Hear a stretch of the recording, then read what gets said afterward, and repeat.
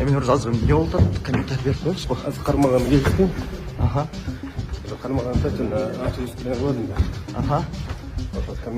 Азыр сот комиссиянын жыйынтыгы чыга электе, анан дароо эле камоо тууралуу мындай сөздөр.